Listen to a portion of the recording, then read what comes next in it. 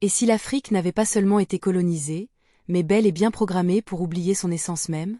Pendant des siècles, l'Afrique n'a pas seulement été pillée de ses richesses, elle a été dépouillée de son âme. Les colonisateurs le savaient bien, on ne soumet pas un peuple par les armes.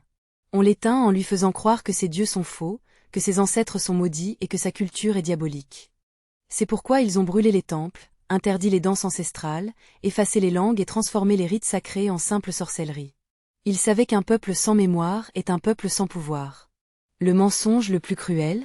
Faire croire que l'Afrique n'avait aucune spiritualité avant leur arrivée.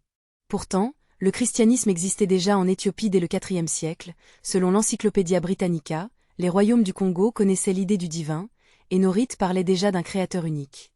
Ils sont venus imposer leur version, leurs livres, leurs dogmes. Non pas pour sauver des âmes, mais pour soumettre des esprits.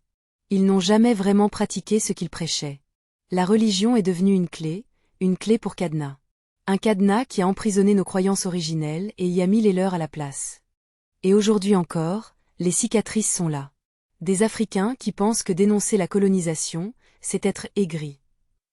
Des Africains qui défendent leurs anciens colonisateurs parce qu'ils ont trouvé une petite place confortable dans ce système.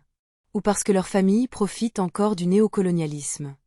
Pendant que des nations asiatiques comme la Chine ou le Japon ont retrouvé leur base, leur langue, leur philosophie et ont bâti des empires modernes, l'Afrique, elle, reste coincée dans une guerre intérieure. Se renier pour exister, ou s'assumer pleinement pour enfin se libérer. C'est là que ça fait mal. Le monde entier tremble à l'idée que l'Afrique revienne à son authenticité. Car l'Afrique, ce n'est pas seulement des richesses minières. C'est un savoir spirituel, scientifique et énergétique que même les colonisateurs n'ont jamais compris. Des trésors bien plus grands que l'or ou les diamants. Voilà pourquoi des pays comme le Mali, le Burkina Faso ou le Niger, qui osent ouvrir cette porte vers leur souveraineté, sont attaqués de toutes parts.